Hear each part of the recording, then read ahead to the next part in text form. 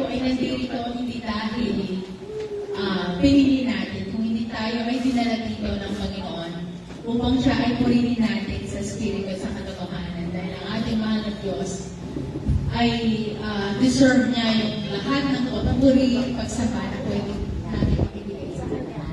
Ganun po kabuti ang ating mahal na Panginoon sa ating buhay. Hindi po siya nagkulang sa atin. Palagi siyang tapat sa ating mga buhay. Mawala ka ng lahat, patuloy po tayo magpupuri, sasamba sa ating mahal na Diyos dahil siya po yung ating sandigan sa lahat ng pagkakataon sa ating mga buhay. Lahat po ba ay handa na ibigay natin ang ating buhay sa Panginoon sa pagbibigay sa Kanya ng papuri pagsamba na nararapat lamang sa isang Diyos na aming tagapagligtas at nakilangan ka. Amen. Amen. Sabi nga po sa John chapter 4, verse 23 to 24, subalit dumarating na ang panahon at ngayon na nga na ang tunay na sumasamba sa Ama ay sasamba sa Kanya sa Espiritu at sa katotohanan. Sapagkat ganyan ang uri ng pagsambang pinanais ng Ama. Ang Diyos ay Espiritu at ang sumasamba sa Kanya ay dapat siyang sambahin sa Espiritu at sa katotohanan. Amen po ba? Amen. So ngayon po ating sambahin at purihin ang ating mahal na Diyos. Oh, hallelujah, Jesus. We worship you, God. And everything praise, O Lord. We worship you, Lord.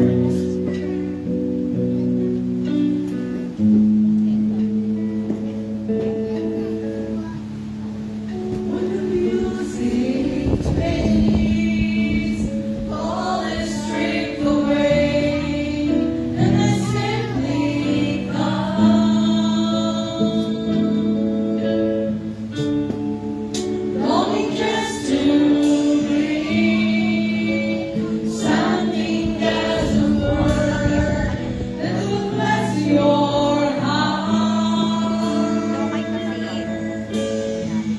I'll bring you more than a song, for a song in itself is not what you have required. You search much deeper within, through the way things appear. You're looking into my heart. There's another side of worship.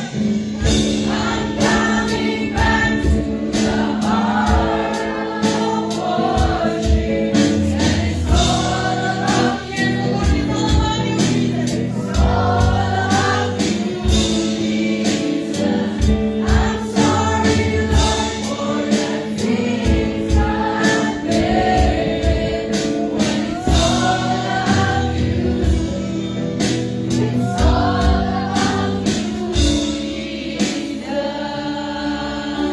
you, Jesus. Yes, Lord, it's always been about you, God. Oh, hallelujah. Hallelujah. Salamat po, Panginoon. Napakabandi mo sa buhay ko, Lord. Salamat po, Panginoon, sa kalalasan, sa patuloy kong pinagagawa sa bawat isa sa amin, Lord. Salamat po, Panginoon, na ang iyong kalalasan ay patuloy kong pinagagawa sa amin, Lord. Salamat po, Panginoon, sa amin, mga kapatid. Asa, may lakas ka sa kanilang buhay. Sa araw-araw na aming pamumuhay, Panginoon, tulungan niyo po kami, Panginoon, na magawa yung kalooban. Wala po kami magagawa, Panginoon, kung wala yung lakas na binibigay sa amin. Salamat din, Panginoon, sa wala kang sawa kung nagbibigay sa amin, biyaya sa amin. Lord, sa pag-isipan ng amin, Panginoon, pagkas kami. Yung po ay malaki na ito sa salamat sa iyo. Kaya nga po sa umamin ko, Panginoon, wala nang tangkat sa salamat ng bibigay natin sa iyo, Panginoon. Upuhin ka namin sa Espiritu sa katulungan, Panginoon. Upuhin ang video na ikaw ay nasa mga dahil sa Espiritu sa katulungan. Lord, sa umagang po ito, Panginoon, dalangin po namin na kayo po manguna sa gawa nito hanggang sa matapos, Panginoon.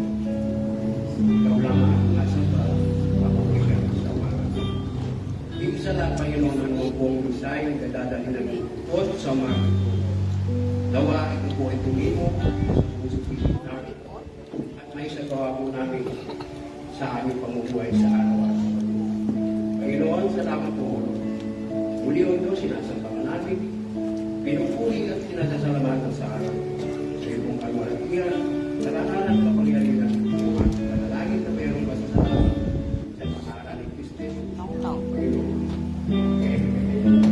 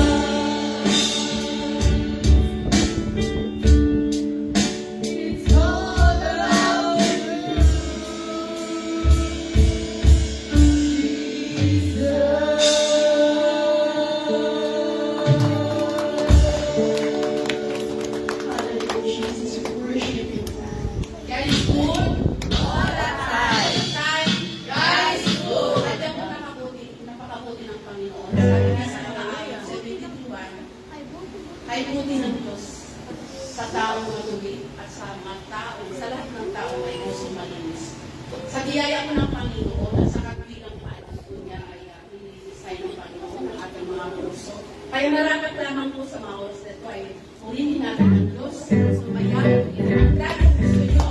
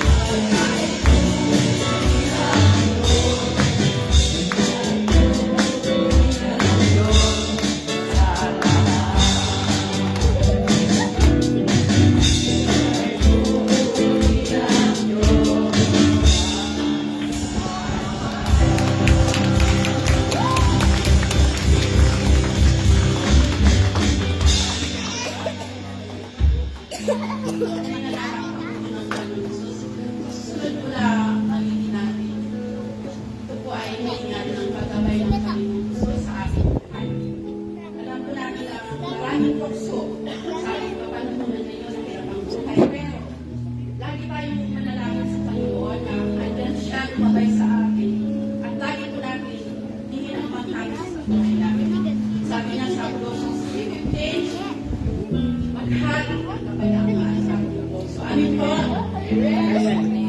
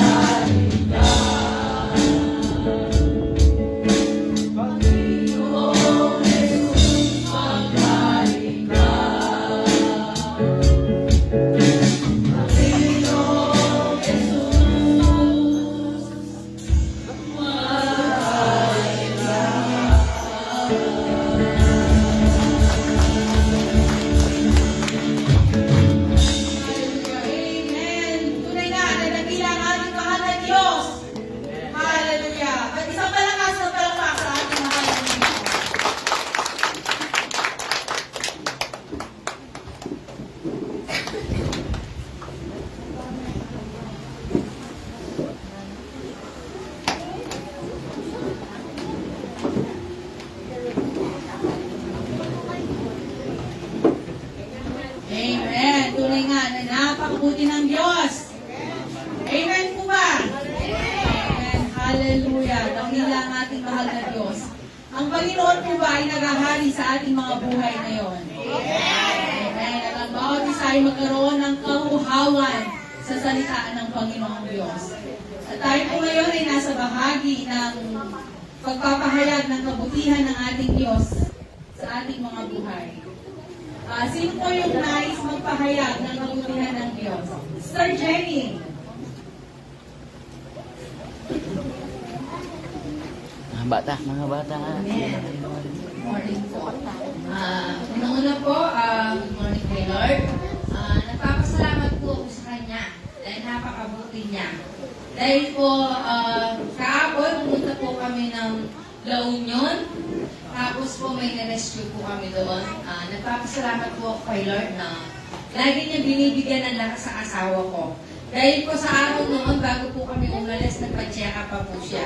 Na dinadalangin po kay Lord na dahil ho, nung follow-up check-up niya, hindi po kami nakapunta, hindi pa po namin nakita yung result. Dahil po, kinukwento niya sa akin na parang nahihilo siya. Ngayon po, tumawag yung tita ko, na-rescue po namin yung pinsan ko. Tapos, napakabuti ni Lord. Kasi po, hindi niya po kami binigyan ng, hindi po kami nag-bother, hindi po kami nag-alala. Dahil po, napakabuti niya. Kasi po, nung bago po kami umalis, pumunta kami ng doktor. Dapat po madaling araw kami ang pag-alis namin dahil po magpapalawag check up po siya ng 10 o'clock. In-schedule po namin yung papunta ng La Union, 11 o'clock. Napakabuti po niya. Dahil po yung result niya doon sa test, sabi po ng doktor, very good na po yung asawa ko. Wala na po siyang hindi na po siya pasado sa lahat. Ang pasado niya po ay good na po lahat. Pati po yung kanyang sugar, yung kanyang, sabi niya, baka po daw yung nararamdaman niyang nahihilo para po daw, vertigo lang yun, pero hindi niya po masyadong papansinin dahil hindi naman po delikado. Mas delikado po daw kung siya ay naghihina, naglalambot, o yung napapawis siya pag nararamdaman niya yung nahihilo. Pero hindi naman po daw. Kaya napakabuti ni Lord dahil po mula papuntang Leon hanggang papuntang hindi po namin alam na ihahatid pa po namin pala sa Bataan. Nung aming pinsan, akala po namin pag nasundo namin ng La Union, hanggang sa Tokwing lang po kami. Pag uwi namin, ang sabi ng tita ko, diretso pa kami ng Bataan. Pili niyo po yung diretsong biyahe. Pagdating namin doon, pagsundo namin, inakot lang yung mga kargali na bisasakyan. Tapos diretso na, hindi na kami nakapag-flex.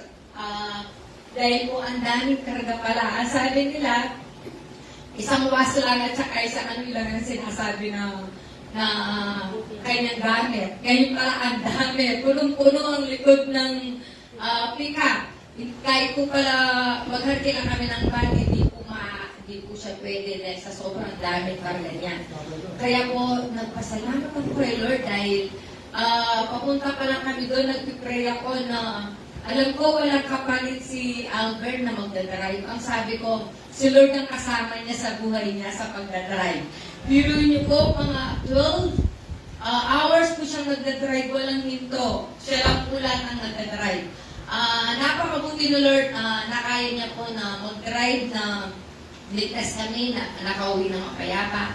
Kaya, pag kay Lord ka umili ng lakas at gabay, lagi pong dyan hindi po tayo pababayaan. Kaya, maraming salamat kay Lord sa buhay namin. Thank you.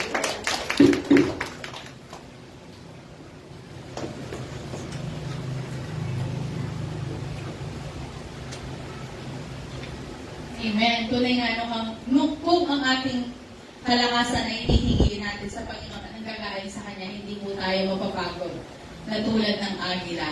Tayo ay patuloy na lilipad at hindi mapapagod dahil ang lakas natin ay nanggagaling sa Panginoon. Amen po ba?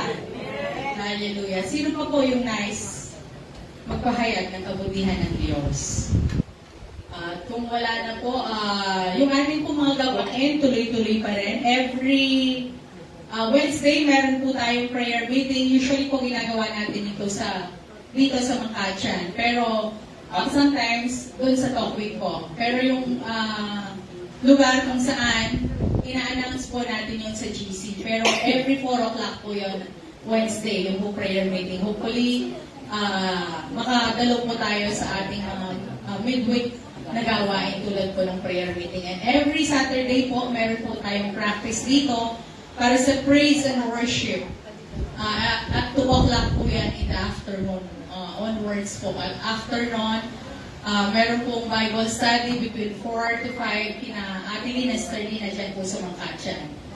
So, in-encourage ko po yung bawat isa na palaging tumingin po doon sa ating GC para malaman natin kung sino po yung, kasi naka-post po doon kung sino yung naka-assign na mag-lead ng prayer meeting, ng Bible study, at kung sino po yung naka-assign sa praise and worship.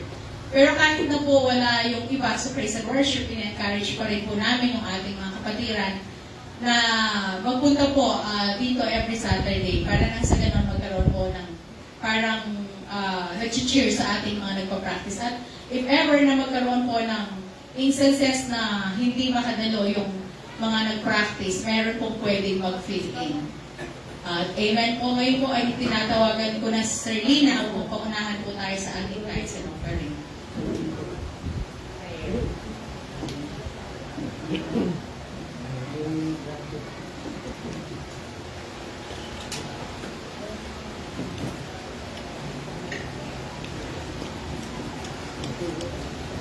Hallelujah. Hindi po tayo lumuot manalangin para sa ating lives.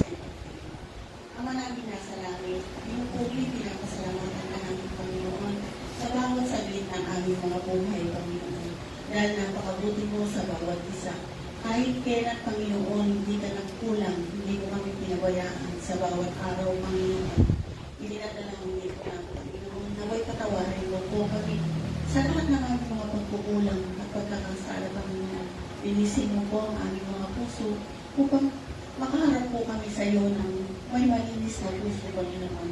Salamat, Panginoon, sa bawat sandali ng bawat isa, Panginoon, na nandito na iyong ginagabayan, Panginoon. Salamat sa buhay ng bawat isa, Panginoon, na nagpapatuloy at patuloy, Panginoon, na uhamin mo po kami sa iyong mga salita, Panginoon.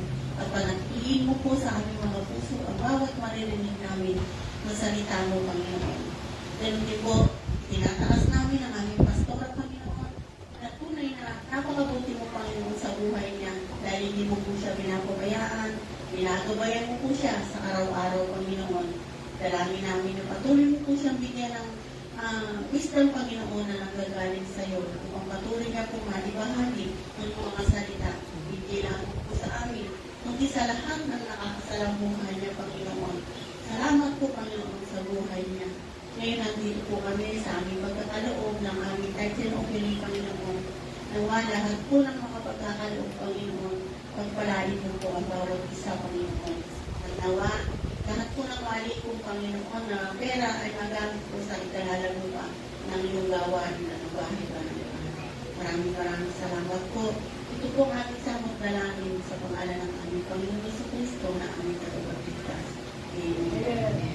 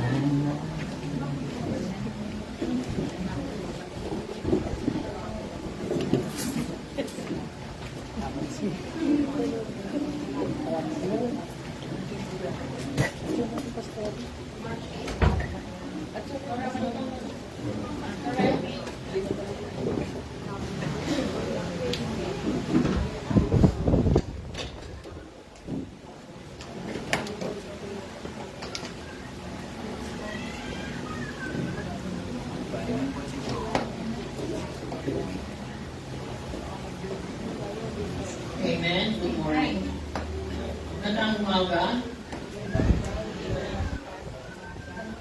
Maganda tayo sa umaga. Amen. So, nasa part 2 tayo ng faith and definition of Christ. Panalig natin maunawaan ito. Pero bago po tayo magsimula, gusto ko manalangin. Lord, salamat po sa iyong katapatan sa bawat sa amin. Bagamat kami, O Lord, totoo lang, 100% naging tapat sa iyo, nakukulang, nagkakamali, subalit na hindi ay tapat. Nasalamat, Lord, sa tinapos mo lahat ang gawain na dapat sana po, O Lord, kami po ang nagbayad, pero binayaan mo lahat. Nang sa ganon, malaya kami makalapit sa presensya mo at mabigyan mo kami ng karapatang tawagin ka, Ama. At kami ay tuturin mo mga anak mo. Lord, lahat yan ay sinakripisyo mo. Pinanggal mo kami. Hindi dahil nakita mo na bago kami. Huwag kami kasalanan pa. Inalay mo ang buhay namin. Nang sa ganon, makaroon kami ng karapatan. Tawagin ka. Kaya Lord, malaking pasasalamat namin sa iyo at nais namin, Lord, magpatuloy sa katotohanan. Magpahinga sa tunay na katotohanan sa natapos mga para sa amin. Dalangin ko po, Lord, ang mabuksan ng spiritual na unawa ng bawat isa para nang sa ganong kawang katotohanan lamang ang makamtan namin at maihayag namin patungkol sa iyo. Salamat sa pangalan ni Jesus na siyang tunay na Kristo, anak ng Diyos na buhay ang aming panalangin. Amen. So bago po tayo magsimula, nais ko pong muna maibahagi sa inyo isang patuto ng Diyos sa buhay ko. Actually, dahil sa biyaya ng Diyos sa buhay ko, natanggap ko ang Panginoon nung ako ay nasa Malaysia. At masasabi ko po sa inyo, mas madali ang naging desisyon ko na bitawan ang karangyaan na kaya ibigay sa atin ng sanlibutan. Maayos ko yung trabaho ko doon. Libre ako sa tirahan. Halos hindi na kailangan galawin pa ang sweldo ko. Tapos meron pa ako laging tips. Pero madali ko po yung natalikuran. Hindi siya naging mabigat sa akin simula nung tinawag ako ng Panginoon sa Jeremiah 33 verse 3 na sabi niya, "Call unto me and I will answer you and show you a great mighty things na hindi ko daw alam." Yun lang alam ko ng umpisa. Pero saan po ako nag-struggle? Nag-struggle po ako doon sa sitwasyon pag ako po ay talagang kapag ako po ay magpatuloy na sa mission, isang bagay ang na-struggle sa akin. Hindi po ako nag-aaral ng theology.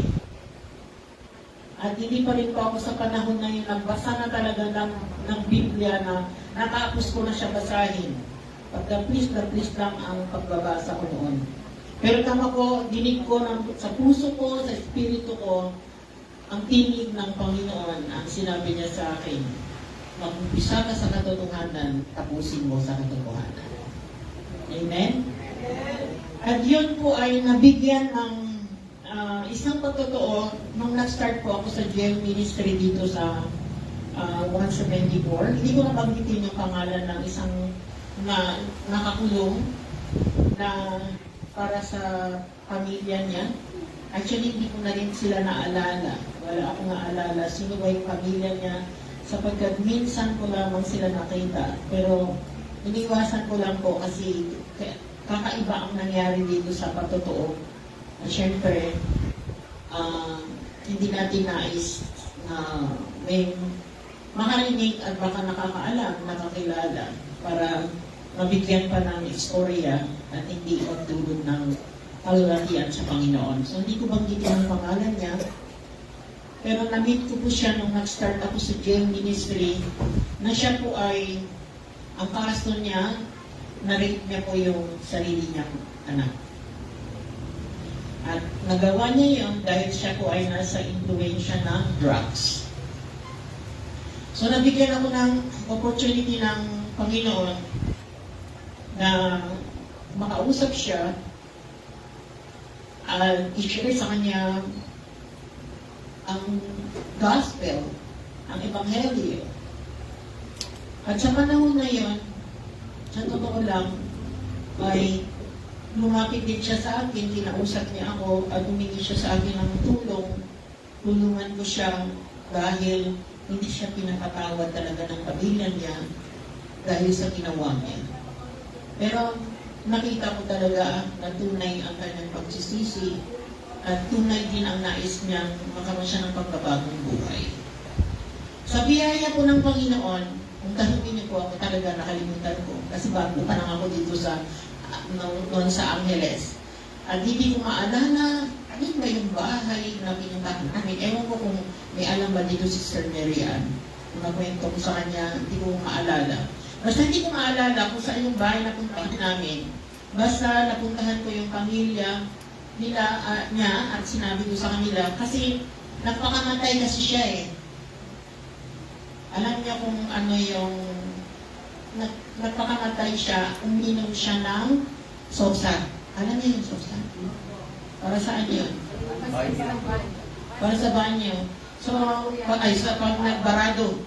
Di ba? Pero alam niyo, talaga yung puspos ang biyaya ng Diyos sa buhay ng taong ito. Ganong sitwasyon nangyari sa kanya, nabutas yung ano sa tiyan niya. Diba? So, kumbaga sa ano, malala siya. Pero, nabuhay pa siya, hindi siya namatay. Ganun katindi. Talaga si Lord, kapag ipuspos niya ang biyaya sa isang tao, gusto niyang iligtas, marunong siya gumawa ng paraan, paano niya ito gagawin. So, kung to cut the story short, siya po ay nung panahon nakausap ko siya, nasa gano'n na siyang sitwasyon, nakilala ko siya. At isang bagay lang ang nais niya, ang mapatawad siya ng anak niya at ng buong pamilya niya. So, talagang napakabuti ni Lord. Kapag tumayo ka lang talaga sa katotohanan, hindi ka matakot. Pinisita ko yung pamilya niya, na kahit hindi ko alam kung ano ang madatnan ko doon, kung maggalit ba sila sa akin, hindi ko na inisip yon. Ang inisip ko lang, kailangan ko maibahagi sa kanila ang katotohanan. So, nung na-meet ko na yung pamilya niya, nung nakausap ko yung mga kapatid niya,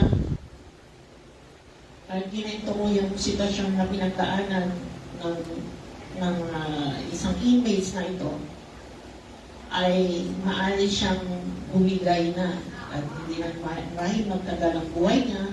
Bagamat nakakalakad siya, nakausap ko ba siya sa kubo, pero hindi na natin maituring na normal na ang kanyang sitwasyon sapagkat may butas na dito sa tiyan niya. Kaya, na-share ko sa kanila, ang hindi ko lang makalimutan, hinihingi lang niya ang inyong kapatawaran. At sinasabi sa Biblia, kapag tayo ay hindi magpatawad, hindi rin tayo patatawarin ng Diyos Ama. Marahil yung salita talaga ng Diyos, ang pumasok sa kanilang mga puso at nakaroon sila ng banal na pagkatakot, bigla na lang na umiyak sila at binisita siya. Amen? Binisita siya at nakaroon sila ng pagpatawad sa isa't isa. At siyempre, yun lang ang hinihingi ng taong ito, ang magpatawad siya ng pamilya niya. 4 na araw bago po siyang pumanaw, kinausap niya po ako ulit.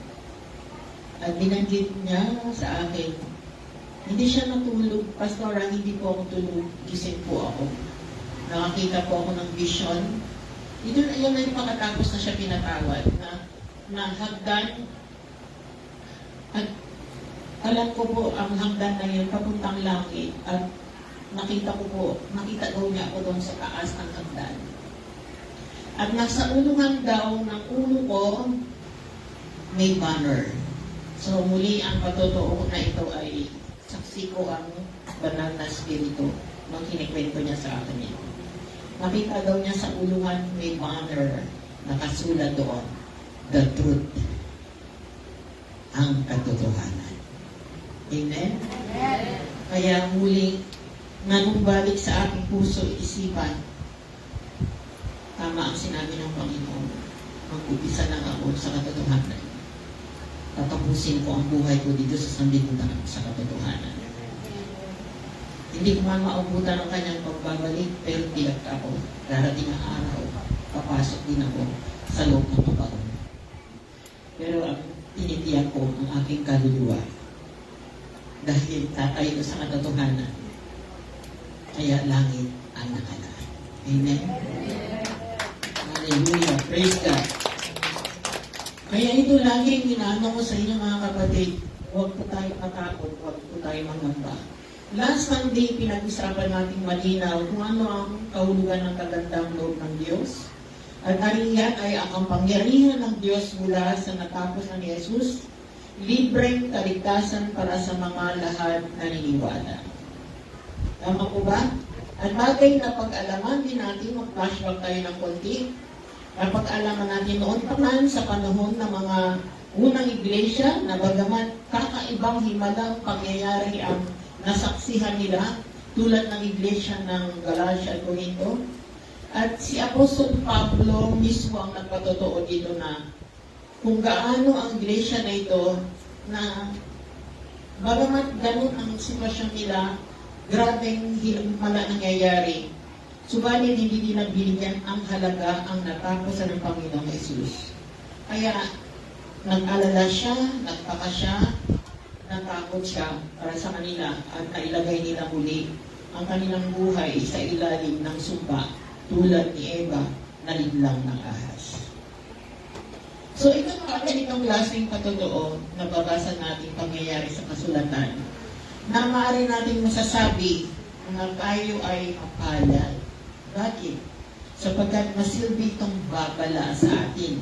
Nangyari na sa kanila, hindi na dapat mangyari sa atin ito, kundi ito ay opportunity para sa atin na siyasatin natin ang ating mga sarili kung tayo ba ang pananampalataya natin, ang pananaw natin sa ating pananampalataya sa ating Panginoong Jesucristo ay katulad din ba nila? Hindi ba natin binibigyang halaga ang natapos na niya para sa atin? Anong lalim value meron ito sa atin? Gaano kahalaga? Gaano natin ito pinagsasalamatan araw-araw sa ating buhay? Ang masabi ko lang, sadyang mahal na mahal tayo ng Panginoon at hindi niya tayo nais mapahamak. Kaya para mag-ingat tayo, bago pa tayo naisilang, bahagi tayo, lahat yan ay nakasulat na at nagbigay siya sa ating sa kasulatan mga babala, katulad ng sinasabi sa Kawikaan 14 verse 12, na may daan na tila matuwid sa isang tao, ngunit ang dulo niyaon ay may daan ng kamatayan. So, at hindi nais ng Panginoon ganito ang kahinatnan natin, ang madadaya tayo mga huwat ng manggagawa, mga huwat na tagapagturo, na tila ba dahil ginagamit nila ang salita ng Diyos ay matuwid, at kadalasan tayo po ay nabibighani. Kasi nakikita po natin yung mga himala nangyari sa kanilang pagtuturo. Tapos, siyempre, naniniwala tayo kaagad kasi dala nila ang pangalan ni Jesus, pero ang pagkakamali natin, hindi natin lubos siya sa kung sila ba ay sumusunod talaga sa kalooban ng Diyos. So sa panganawon na kasama pa ni Jesus ang mga disipulo, nagbigay rin siya ng balapatungkol dito, ang sinabi niya, hindi lahat ng tumatawag sa akin. Sabi niya sa kanya, Panginoon ay papasok sa kaharian ng langit. Sino daw ang papasok lang? Yung mga taong sumusunod sa kalooban ng Ama na sa langit. So, titignan ko natin yung teksto na tila ang daan ay matuwid sa isang tao, pero yung dulo nun ay kamatayan o distraction lang. Hindi talaga yun ang magbibigay sa atin ng buhay na walang hanggan. Ano ang ibig sabihin? So, kaya itong bagay na ito, mangyayari. At nangyari po ito nung sinabi ito ni Jesus sa panahon, kasama niya mga disipulo niya. At binanggit niya ito, sa araw ng paghukom, ito daw ang mangyayari. marami ang magsasabi sa akin, Panginoon, hindi ko ba sa iyong pangalan ay nangaral kami at nagpalaya sa mga demonya, gumawa ng mga himala. So, makikita po natin ito, matindi ito matinding maggagawa na ginagawa nila ang tungkulin nila sa pangalan ni Jesus lahat, sa pangalan ng Panginoon lahat. Subalit, ang paliwanag ng Panginoon dito na hindi batayan ang pagiging active sa gawain ang maging basehan na papasok tayo sa kaharian ng langit at kilalanin niya tayo at tanggapin niya tayo. Bakit? Kasi sabi sa verse 23, ang nangyari sa kanila ay, kung babasahin po natin yan, bago natin babasahin yan muna, makikita natin, wala namang masama doon sa ginawa nila. Ano sa palagay niyo? Tama po ba? Ang nabasa natin sa 20 po. So kadalasan po, nangyari niyan sa atin, nakapokus lamang tayo, matapos tayo sa mission, meron tayo evangelism, meron tayo prayer meeting, okay na tayo doon. Hindi natin sinisiyasat kung tayo ba ay nakapokus doon sa layunin. Ang layunin ng Panginoon ang pinaka-importante sa lahat. Akma ba tayo doon sa nais ng Panginoon? Akma ba tayo doon sa ginagawa natin na sinasabi ng banal na Espiritu? Kasi kung pansinin po natin ito, binanggit ni Jesus sa itong mga manggagawa, tingnan natin, nagawa nila na magpalayas ng demonyo, nakagawa sila ng himala. At sa palagay ko, sa iglesia na ito, masasabi ko, hindi ko alam kung aminado po ang bawat isa sa atin na tayo ay may mga gawain, pupunta din tayo sa prayer meeting, pero hindi pa natin lubos na saksihan nangyari talaga sa iglesia na ito, magkahit sa buhay natin.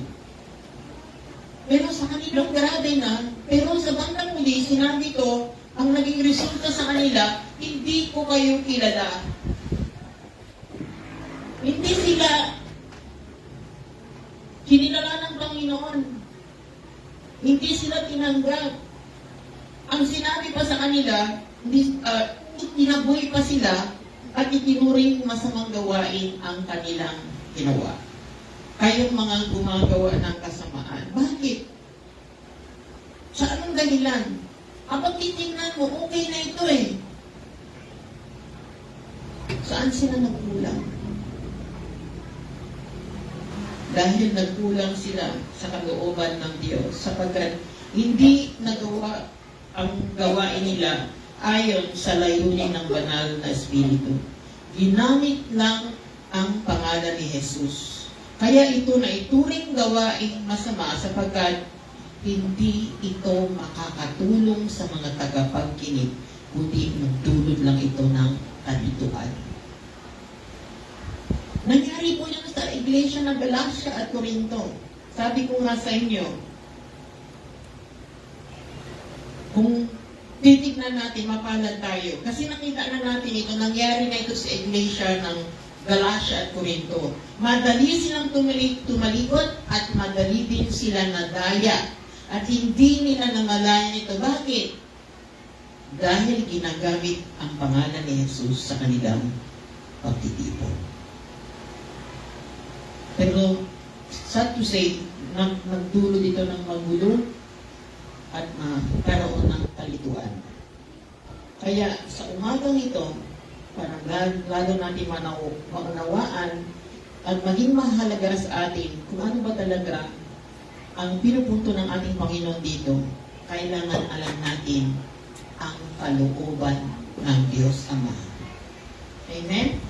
Para sa lahat ng gagawin natin, mag-evangelism man tayo, mag-prayer meeting man tayo, ano man yung gagawin natin, hindi lang natin yung ginagawa para gagawin natin activities sa iglesia, pero gagawin natin yun ayon sa kalooban ng Diyos. Kaya, si Jesus mismo ang magbigay sa atin ng patotoo dito sapagkat kung ano ba talagang kalooban ng Ama. Sa totoo lang, ang ating Panginoong Hesus, maraming dahilan na pwede mo talaga tingnan kung gaano siya kabuti sa atin. Hindi lang siya dumating para iligtas tayo. Kasi nung tinanggap natin siya, buhay pa tayo, hindi tayo katulad ng katabi niya namatay. Tayo buhay pa. So nag-iwan din siya ng halimbawa, paano natin masunod at matupad kung ano talaga ang kalooban ng Ama.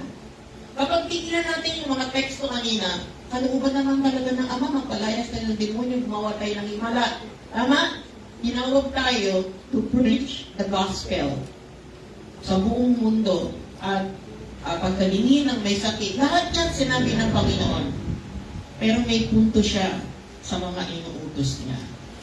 At higit sa lahat, ang kalwalhati siya sa ginagawa natin.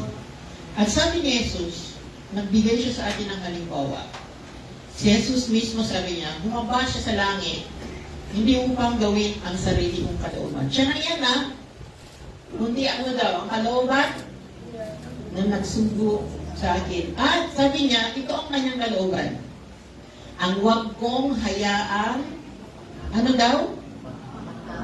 Wow!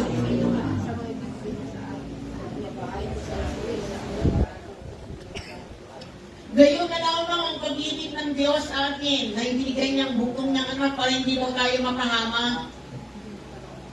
Nakikita po ba natin yan? Ayaw niyang may mapahamag. Ay kaya sabi niya, ang huwag kong hayaang makahamak. Trabawin niya. Trabaho niya para hindi tayo mapahamak. Sa sino man na ibinigay sa akin, kundi ang buhay ko sila muli sa huling araw. Ang problema sa atin, nagkulang tayo dito sa kapangyarihan na tinapos niya. Natatapusin niya para sa atin. Yun ang nangyari sa iglesia ng Galacia at Corinto. Madali nilang tinalikuran, madali nilang nakalimutan. Na sila ay niligtas ng Panginoon para hindi sila mapahama. Sa verse 40, sinabi niya, ang lahat nakakita sa anak sumampalataya sa kanya ay makaroon ng buhay na walang hanggan at sila'y muli kong bubuhayin. So nagbigay si Jesus ng halimbawa ang mahalagang pagsunod sa kalooban ng Ama. Ang pagkaiba sa kanila, si Jesus din man, kapag babasahin natin miracles of Jesus in chronological order, yung mga miracle crusade sa panahon ni Jesus, ang dami niyang ginawang himala na saksihan ng mga disipulo. Sabi nga sa aklat ng John 20, sa last part ng verse, na kung isulat daw lahat ang ginawa ni Jesus, himala, ay hindi kakasya maging sa mundong ito. Kaya mga kapatid, titignan natin, paano sinunod ni Jesus ang kalooban ng Ama? Sabi sa John 20, verse 30, marami pang mga himalang ginawa si Jesus na saksiyan ng mga lagat na hindi nakasulat sa aklat na ito. Marami pa siyang ginawa yung nabasa natin sa Chronicles at mga sulat, hindi nga daw kakasya. Pero yung punto dito, bakit niya ginawa ang himala? Dito tayo humuhugod, bakit tayo may iglesia na doon? Bakit pinagkatiwala sa atin ng Panginoon ang church na ito? Bakit binigyan na tayo ng prayer meeting? Bakit meron tayong evangelism? Kasi si Jesus, nasaksihan ng mga alagad, ang dami niya ginawang himala. Hindi niya binuhay ang patay, hindi niya binigyan ang pananaw, ang bulag, ang pilay na kalakad, dahil gusto lang niya sila bumalik. Hindi siya nagpakain ng 5,000, actually 6,000 kung isama yung bata at mga kababaihan, para sila ay makakain. At higit sa lahat, ginawa niya yon para lahat yun ay sulat upang kayo'y sumampalataya na si Jesus ang Kristo. Sapagkat itong Kristo nito, siya yung anak ng Diyos na ipinangako. Kapag tayo ay sumampalataya sa Kanya, hindi tayo mapahamak, kundi makaroon tayo ng buhay. Maliligtas tayo sa pamamagitan niya. So in short, kapag tayo may prayer meeting, kapag tayo merong ginagawang evangelism, i-check natin kung tayo ba ay ginagawa natin yun para makilala ng mga tao ang tunay na Jesus. Amen. Kasi doon sila maliligtas. Kahit araw-arawin mo pa sila puntahan. Kung hindi mo naman maibigay ang pinakagusto ng Panginoon, ang pinaka-purpose niya, ay pananggalian tapos uuwi ka na. Sabi ko nga sa inyo, pag sumasakay ako ng Grab, garantisado, masishare ko yung gospel at ito talaga ang purpose. Ipakilala ang tunay na Jesus.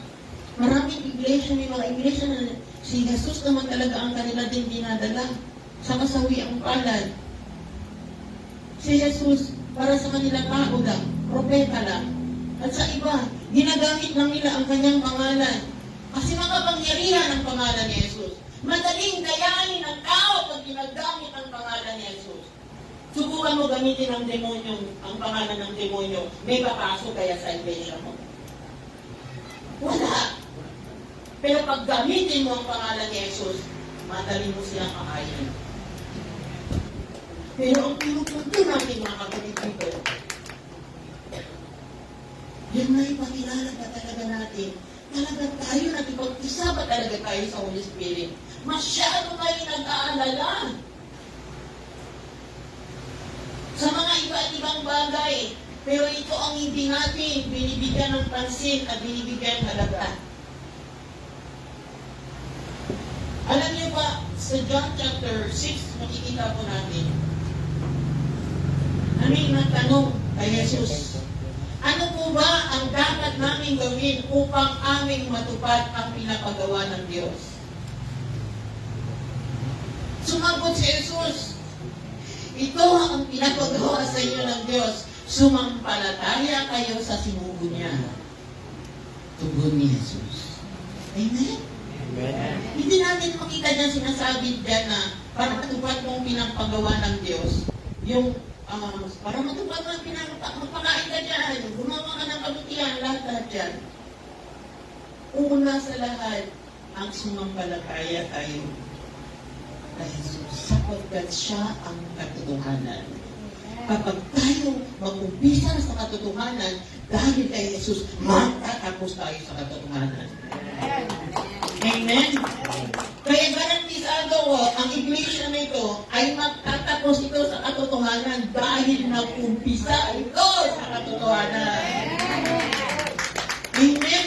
Kaya nga, sabi sa 1 chapter 15, verse 26, kailangan malinaw ito sa buhay natin, sa church na ito, sa evangelism, sa preaching, na talagang sinusunod natin ang kalooban ng Espiritu. Sapagkat ang kalooban ng banal na Espiritu, siya rin ang kalooban ng Diyos. Amen? Kaya binigay sa atin yung Holy Spirit, lagi inisip, kaya makikita natin yung tao, Lord, kailangan ko yung makapangyarihan, kailangan ko yung makapangyarihan mo, kailangan natin ang banal na Espiritu, kailangan natin ang Espiritu ni Kristo. Kapag nandyan na siya sa atin, sapat na, kailangan natin mag-partner. Sabi ko, pagdating ng patnubay, ang Holy Spirit, ang Espiritu ni Kristo, dito yung susubin mula sa Ama. Pag nandyan na siya sa inyo, siya ay anong gagawin niya? Magpatotoo siya tungkol sa akin. Magpatotoo siya tungkol sa akin, sabi niya. Ang dami natin gustong gawin, pero yan ang nakakaligtaan natin. At sabi niya, at magpapatotoo rin kayo tungkol sa akin sa pagkasama na ninyo ako. Yan dapat ang nakikita natin sa lahat ng gagawin. Kung sinasabi, do all things for the glory of God. And the glory of God is His Son Himself. Nandyan ang kalulagtian ng Diyos. ang kahabagan sa ginawa ng bugtong anak ng Diyos, ang ating Panginoon Jesus para sa atin. Amen? At ito mga pagpapatunay sa atin, sa ating lahat ng ginagawa. Diyan natin masasabi na tayo nga talaga ay pinili ng Diyos, tinawag ng Diyos sa pamamagitan kung anong ang dinahayag natin, sa pamamagitan ng mga gawain natin. Saan? Anong pinakamahalaga sa bawat isa sa atin? Sabi nga sa pangalawang 1, ang hindi nananatili sa turo ni Kristo, kundi nagdaragdag dito ay ano daw? Wala sa Kanya ang Diyos. Sino ang nananatili sa turo ni Kristo ay ano daw? Nasa Kanya ang Ama at Anak. Amen? Dahil ito, makikita po natin mga kapatid,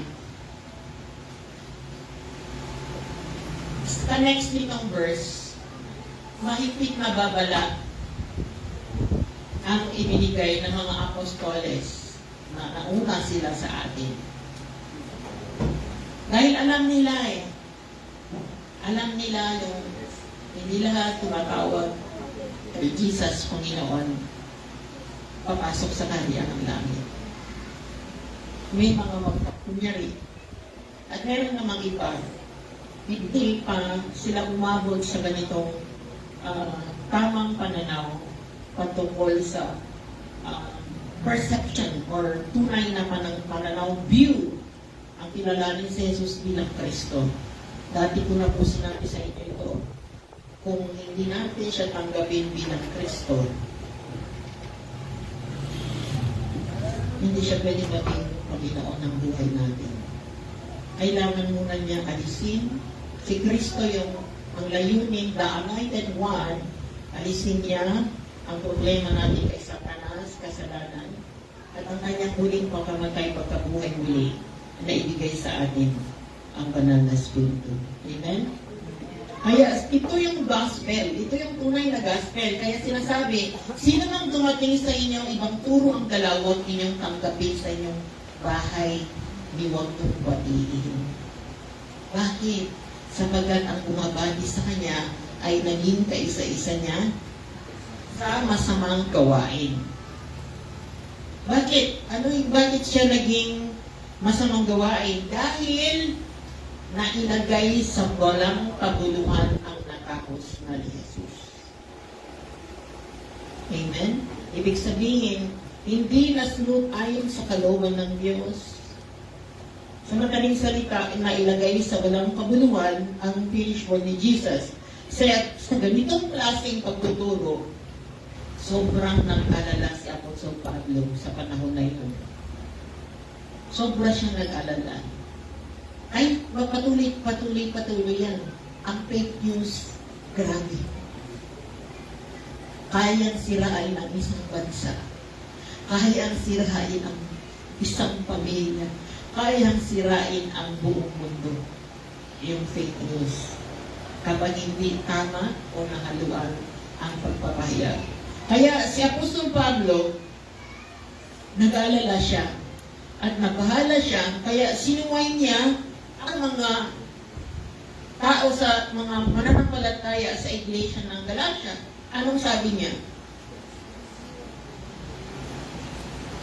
Mga hangal kayo, mga taga-Galatia, sinong nakagayuma sa inyo sa harap mismo ng inyong mga mata, ipinakita ang pagkamatay ni Jesu Kristo. Ibig sabihin, nakita nila, nasaksihan nila, naganap, natapos ni Jesus, nalutas na ang problema ng pagkawalay nila sa Diyos.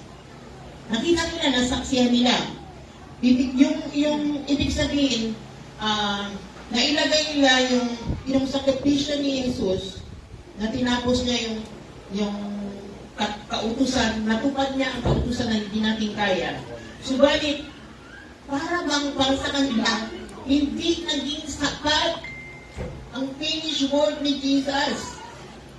Bumabalik sila sa dati nilang pananaw. Pinipilit nila na sila, kailangan din nila ang pagpasok sa langit, ang karapatan ay kailangan matupad natin ang 10 utos. Mga ganong klaseng pagtuturo na hindi naman kayang sundin. So ano yung punto doon?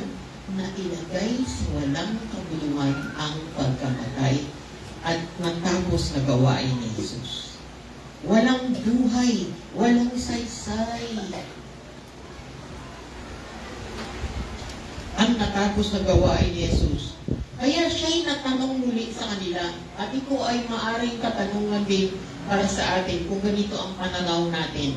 Kung ikaw kapatid, ganito yung pananaw mo, katulad ka pa rin yung mga iglesia ng Galatia o Corinto, na ikaw ay hindi ka pa rin naniniwala na ikaw ligtas na dahil sa ginawa ni Jesus. At ito yung itinatanong sa ng Panginoon.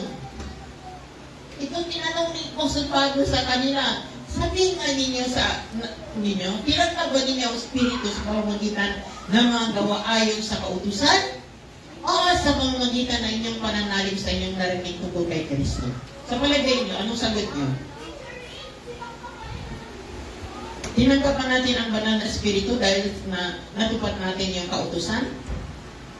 Or dahil naniwala lang tayo sa tinapos na ni Jesus Kristo para sa atin? Anong sagot niyo? Bakit kayo makasagot? Amen. Sino yung sumagot? Hallelujah. Palakpakan natin si Lord sa buhay ng kapatid. Makasalanan pa tayo. Hinalay ni na Kristo yung buhay niya para sa atin. Nakukuha ko ba natin yan? Dahil ang tanong na ito ay para mabuksan nagpaalala at mabuksan muli ang kanilang kaisipan mula sa sino man naggayuma, nag-brainwash sa kanila. Sino man naghayak sa kanila ng ebanghelyo na halo-halo, kauking.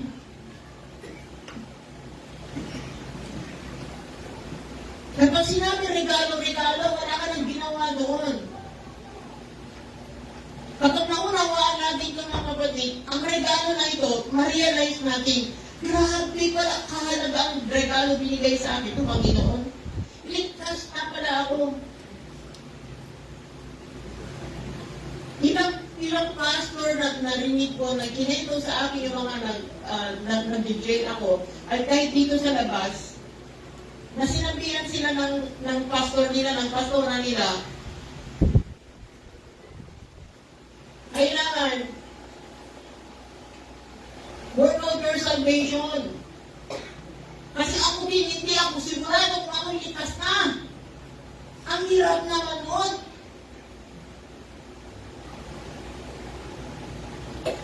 Hindi kakaya't ang Panginoon mangyari sa iglesia na ito.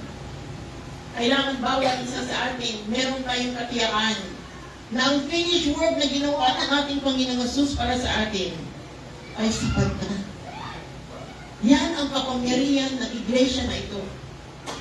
Nakasalalay tayo sa kapangyarihan at hindi natin dapat ikahiya ito. Because the gospel of the finished work of Christ is the power of God nagbibigay ng kaligtasan sa mga naniniwala. Dahil yan po ang katotohanan. Natanggap natin ang banal na Espiritu dahil nananalig tayo sa tunay na Jesus. Na siyang tunay na Kristo. Noong panahon nandun pa si Jesus, sinabi na niya ito. Subalit sinasabi ko sa inyo sa 1:16 verse 7, ang katotohanan, ang pag-alis ko ay kakabuti ninyo. Sapagkat hindi paparito sa inyo ang patnubay kung hindi ako aalis. Ngunit pag-alis ko ay susubo ko siya sa inyo. Hindi man natapos na niya lahat. Nagsakripisyo na siya, nag-ministry na siya, nagsakripisyo na siya, at naipako na siya sa cross, namatay na siya, nailibing na siya, nabuhay na siya muli bago siya umakyat. At sinabi niya sa mga disipulo niya, huwag kayong umalis, antayin niyo muna, mabautismuhan kayo ng banal na Espiritu. Yan sa kahulugan, si Apostol Pablo kasi, malalim at personal niya na encounter si Jesus. Kaya para sa kanya, tiyak siya. Sigurado siya. Na ito na si Jesus, siya na talaga pala yung Kristo. Grabe pa naman, inuusik ko pa naman yung mga sumakama na naniwala sa kanya. At siya po yung founder ng Church of Galatians at Corinthians. Kaya matapang niya sila, sinasabihan ng ganito. Alam niya, hindi mo matatanggap ang banal na spirito kung walang Kristo nag-alay ng buhay. Kung wala ang spirito ni Kristo sa isang tao, hindi siya sa kanya. Malinaw yan mga kapatid. Sinabi sa aklat ng Roma chapter 8 verse 9. Kaya sinabi niya sa kanila, grabe naman kayo, sa madali kung kayo ay nag-usap-usap lang. Meron pa naman kayo 10 pages para mag-usap-usap. Mag-usap-usap lang, grabe naman kayo. Pagkatapos nyo yung naranasan, nakita nyo na sasayahan nyo, tapos nakalimuran nyo na lang, parang baliwala lang sa inyo ang sakripisyo na ginawa ng Panginoon. Dati kayo kaaway, hindi ng Diyos, hindi kayo anak ng Diyos, kaya maituring kahangalan at pagmamalaki ang paniwala na kaya na natin. Sabi niya, kaya napakahangal ninyo. Nagsimula kayo sa Espiritu, ngayon nais niyo matapos sa pamagitan ng sarili niyong kapangyarihan. Come on! Malinaw yan, di ba? Nag-umpisa kayo sa Espiritu, ngayon, naniniwala pa rin kayo dahil sa inyong kapangyarihan maliligtas ang tao, magbabago ang tao.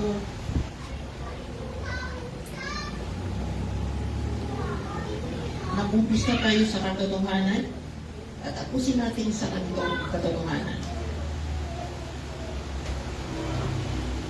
Tandaan po natin, ano mang ginagawa natin ministry ngayon, anong kabutihan na gagawa natin para hindi yan para maligtas tayo. Dapat bumayan dahil tayo ay ligtas na. Wala na tayong gagawin para maligtas tayo kung tayo ay maligtas na. Bayad na nga eh. Wala na tayong babayaran. Ang kailangan lang natin ngayon, work out your salvation with fear and trembling. Ang ibig sabihin, huwag po tayong umalis doon sa katotohanan na tinapos na ni Jesus ang lahat para sa atin. At balaga tayo, lalakbay tayo, doon tayo maniwala. At yan ang manatiling kapangyarihan ng iglesia na ito. Ang tinapos na ni Jesus para sa atin. Amen? Hallelujah! Kasi, sayang naman, sabi niya, wala na bang halaga sa inyo ang naranasan niyo? Marami naman ang meron. Ito po isang katanungan na masasabi natin, mahalaga po ang ginawa ni Lord. 2 years na po tayo sa church na ito at hindi po tayo nagbago kahit kailan. Nag-umpisa talaga tayo sa katotohanan hanggang ngayon. Umaasa lang tayo sa kapangyarihan ng Diyos. At sa panghuling pagtanong, nagtanong siya, dahil ba sa pagsunod ninyo sa kautusan ni pinagkaloob ng Diyos ang Espiritu sa inyo at gumawa kayo ng mga himala?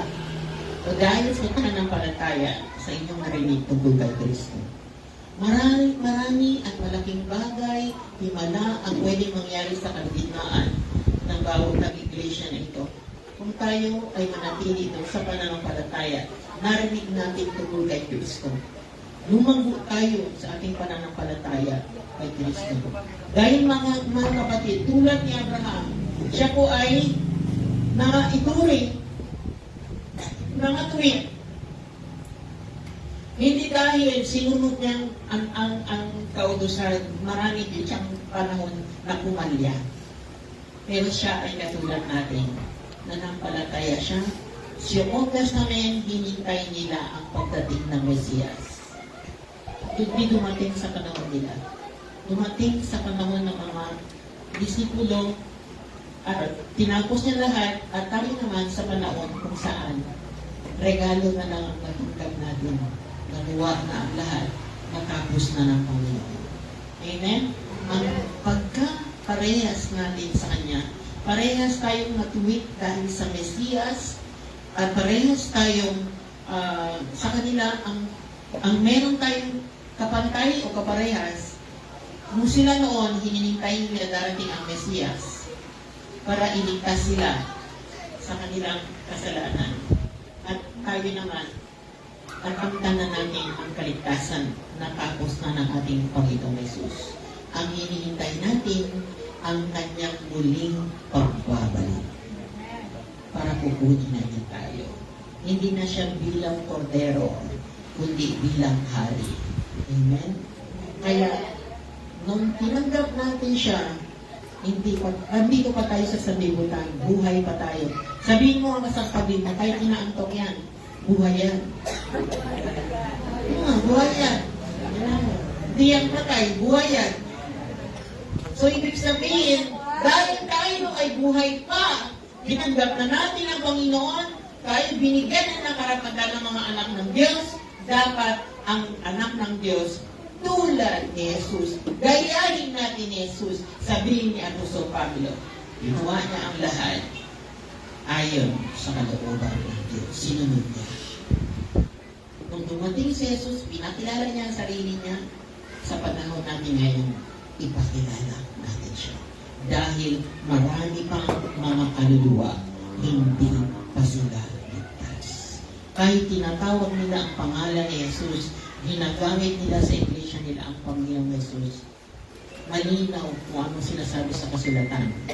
Hindi lahat na tumatawag kay Jesus, Panginoong Panginoon, papasok sa kaharian ng langit. Yun lang ang sumusunod sa kalooban ng Ama. Amen? Ang kalooban ng Ama ay magpatuloy tayo, i-rejoice, magalang tayo doon sa tinapos niya, sapagkat nandun ang sekreto na tayo ay matransform. Magkaroon ng bagong buhay. Parehas pa rin yung sitwasyon dito sa mundo. Yung kinakasama mo, nainis ka, kasama mo pa rin siya, ganun pa rin yung ugali niya. Hindi pa rin siya nagbago yung mga paligid mo. Pero dahil nagbago ka, nagbago na ang sitwasyon. Amen? Kaya hindi mo na siya hinaharap ayon sa sarili mo. Nakipagbaka ka na doon sa tagumpay ng ating Panginoon Jesucristo. Meron naman tayong pananaw pag-iisip ni Kristo. Amen? Kaya sa iglesia nito, mga kapatid, muli inikayan ko ang bawat isa. Sumandal, magpahinga tayo na may ginagawa doon sa natapos na ating Panginoon Jesus. Makipagbaka. Let's fight from victory, not for victory, para tayo ay magkaroon ng tagumpay. Tayo pong lahat ay tumayo. Tinatawag ko yung mga worshiper.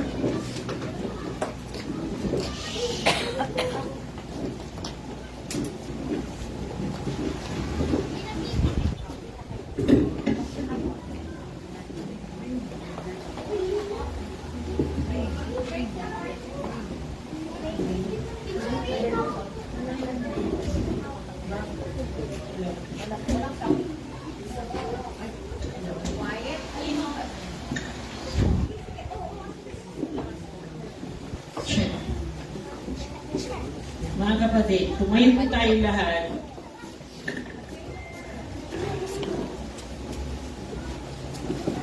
At ideklara po natin ng iyong puso, isip at kaluluwa. Ang deklarasyon na ito, yung mga kabataan, hindi.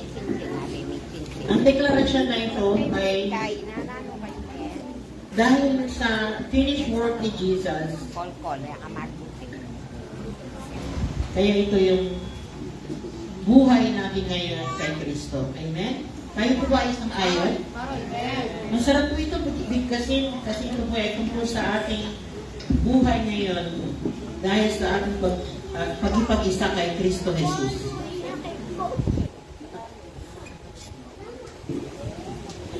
Amen. Sabay-sabay po natin itong ideklara. Ilagay po natin ang ating kamay sa ating mga puso. Ito'y namnamin po natin. Ito'y ituring natin, panalangin natin sa ating mahal na Panginoon. Kung paano natin ideklara ang kabutihan ng Diyos at mga pangako niya sa ating mga buhay.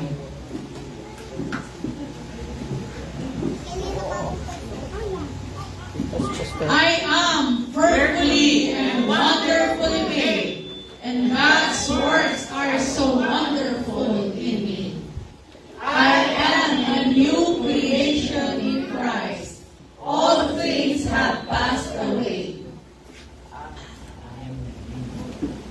God's grace is sufficient for me, and His strength is perfected in my weakness. I am strong and courageous, and God is with me wherever I may go. God has plans to prosper me, not to harm me, but to give me a hope and a future. I am redeemed and forgiven by His blood. I am forever grateful to God's mercy. God is my rock and my salvation. The Lord is for me. I will never be shaken. I am more than conqueror in Christ Jesus. I am an overcomer. Everything is possible in my life by His power. God will surely supply all my needs according to His riches and glory by Christ Jesus. Because I am a child of God, and I have the authority and the power to trample on serpents, scorpions, and all the powers of the enemy. And no weapon formed against me shall prosper, and any tongue that accuses me will be condemned. I stand on His promise as a servant of the Lord, and my righteousness is from Him. I will hide my faith in the finished work of Christ. In Christ Jesus' name. Amen. Hallelujah. Hallelujah. Salamat sa Panginoon na tayo ay ligtas na. Tayo ay niligtas ng Panginoon sa pamamagitan ng Kanyang buhay, sa pamamagitan ng Kanyang dugo. Sinabi nga sa 1 Peter chapter 1, verse 18 to 19, we were redeemed by the precious blood of Christ. Siya na walang bakit dungis na katulad ng tupa, na walang kapisanan. Tayo ay niligtas. Hindi sa pamamagitan ng silver or gold na pwede natin itain, na pwede nating paghirapan. Ngunit sa pamamagitan ng Kanyang dugo, tayo ay niligtas ng Panginoon. Amen. Hallelujah. Kaya magpasalamat tayo sa Panginoong Diyos sa pamamagitan ng Kanyang pagmamahal sa atin, tayo ay ligtas na. Amen, O Lord. Thank you for the cross of God. Thank you for the Cross, Lord. Thank you for the price you paid, bearing all my sin and shame. In love you came